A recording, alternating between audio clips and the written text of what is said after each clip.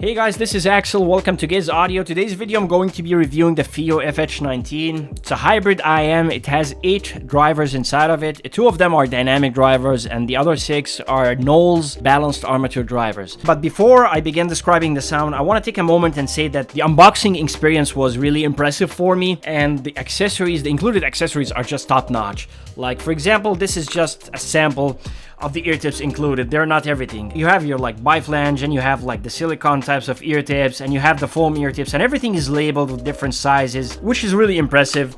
And then you get even 3 types of other ear tips. I will post a picture that will summarize all the included accessories to save time. And the cable has a detachable termination. This is the 3.5. You have a cleaning brush, a magnetic clasp, and you have this very nice MMCX assist tool. You kind of just put it in between the MMCX and the earpiece, and you do like that, give it a slight push, and it just pops off. The cable included is a very nice cable. It feels very, very high quality, and it just the average thickness that I like. It kind of never tangles. It's not microphonic. It stays flat. It has no memory. If you leave it, it kind of stays flat like that, which is awesome. It never tangled on me. I have no issues with it whatsoever. I'm really impressed. And there are 3 included filters that you can see here. They have a ring for a color, and the red one is for the bass, and the black one is for the balanced tuning, and the pre-installed one are the greens, which are for the treble.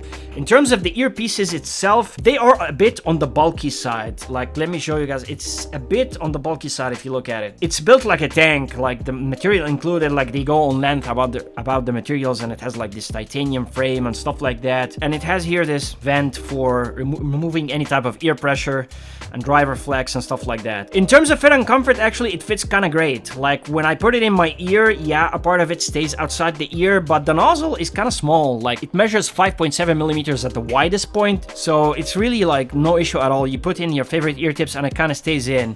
And these nozzles, you kind of remove them like that, and there you go. It's a filter, not a nozzle. Now, I will just start by describing the sound of this green type of filter. Before I say that, I want to say the sound signature of the FiiO FH19. I would describe it as neutral-like warm. It's not exactly neutral, it's leaning on the neutral side, and at the same time, it sounds warm as well. The first nozzle I tried is the green treble one, and this one has the most resolution. This is the most resolving filter. And when I listened to it, actually, I started to notice that some instruments began to feel too energetic to me and slightly shouty. Things like snare drums, bongos, electric guitars, steel acoustic guitars, the high end of piano notes, even the upper end of the violin notes began to sound a bit shouty to me and a bit energetic at times. And I found myself reaching out to the volume knob of my amplifier to turn down the volume, which is a sign that I'm hearing too much upper mid-range. So I removed that, and I kind of used the black balanced filter, and that kind of removed the problem completely, solved the shoutiness issue 100%, but there was a small loss of resolution, small loss of staging and imaging, and it became slightly warmer,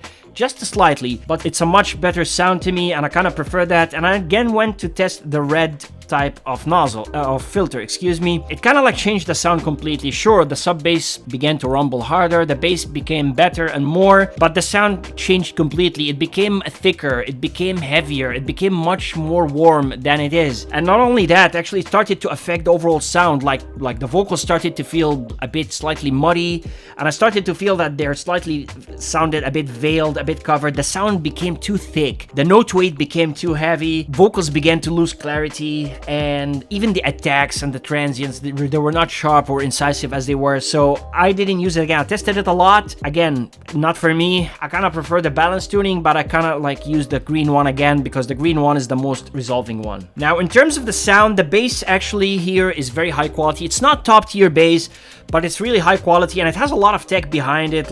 It actually reminded me a lot of the tonality, not exactly the same, but the tonality of the Soft Ears Twilight, which I was using, and it's awesome. It kind of has the same type of tonality where it's not a bass that's in your face, but it kind of adds a little bit of warmth, and it sounds natural, and it sounds deep. This is the word that we use to describe it. It sounds very deep. If you listen to bass heavy music, the bass is going to be there. It's not going to overpower anything. It just adds a sense of naturalness to the music. It sounds dynamic as well. There's a lot of contrast in it, and it sounds detailed and textured, which is great. Moving on to the vocals now. The vocals here, the bass adds a lot of weight to the vocals, adds a lot of heft to a lot of the instruments, and the male vocals sound great, all right? They sound awesome. They sound forward, they sound clean and clear, and if you like deep male vocals, you're going to like it. They sound very, very natural, very good. But there is something else that changed when I began moving on to the female vocals. Now, I listened to a lot of female vocals and I kind of began to feel that they sound slightly recessed in comparison to the male vocals. And if you look at the graph, you'll find there is a dip or a recession point after 4K, or even like things started to go down after 3K, and it's noticeable to me. Like the more I listen to female vocals, the more I started to feel they're recessed in the background. And I'm not talking about special female vocals, I'm talking about lovely daily female vocals that many of us listen to and enjoy. I'm talking about Adele, I'm talking about Ariana Grande, I'm talking about Taylor Swift, I'm talking about Amber Rubarth. The more I listen, the more I started to feel the female vocals are starting to sound as if they're coming from far away. Simple song, like even like Adele or like even The Man by Taylor Swift, you kind of feel like the moment the bass hits, like it sounds that the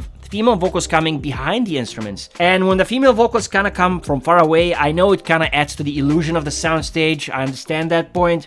But I kind of feel that the female vocals could be a bit more forward. Moving on to the treble, the lower treble is great. It has a lot of nuances. It's a very detailed treble. Sounds natural as well. And I'm happy to report that there's zero sibilance in any way, shape, or form. That's awesome. Cymbal crashes, hi-hats, all these high instruments and high frequency instruments sound really great, sound detailed. It's a very technical IEM, by the way. But I felt that the upper air or the upper treble could use a bit more extension to give it a bit more air, to give it a bit more of sense of space. Let the instruments breathe a bit.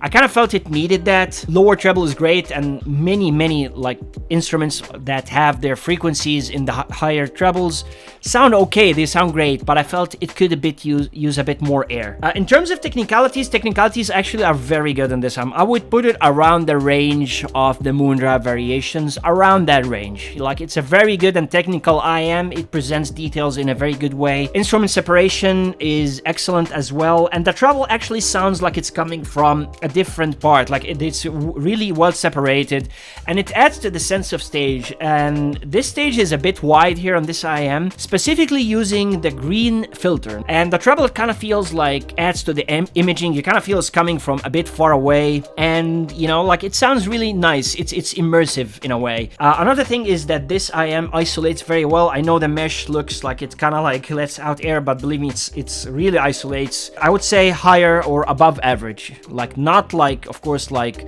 ventless OBA IEMs like the Soft-Ear Studio 4, but better than the average for vented IEMs. This is the comparison segment. Now I will start and I will compare the Duno SA6 EST. I just reviewed this recently. I think this is a good comparison because they are kind of like opposites here. The Duno SA6 EST is also 8 drivers. It has high quality 6 BA as well. The difference here is that FiiO FH19 went with 2 dynamic drivers and 6 balanced armatures, and Duno went with 2 EST drivers and 6 balanced armatures. Now, arguably, or probably, 2 dynamic drivers are going to affect the sound in a more noticeable or significant way compared to ESTs, and I will tell you the way I perceive them. I felt I liked the low end and the bass better on the FiiO FH19. The bass is just more dynamic, more natural sounding. Nothing can replace really a dynamic driver quality of bass.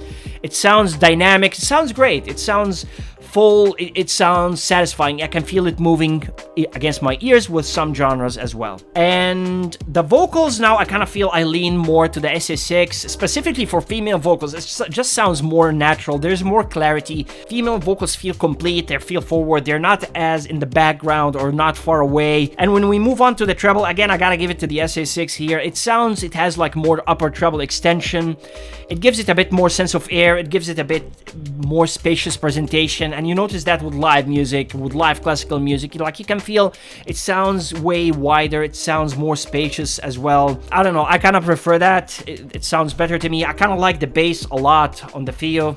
It sounds really great, but I like the vocals and the treble on the SA6 series as well. So that has been my description. Let me know, guys, what you think. Let me know if you have any more questions. Leave them down in the comment section below. I will get back to you as soon as I can. And until next time, see you on the next one. Take care.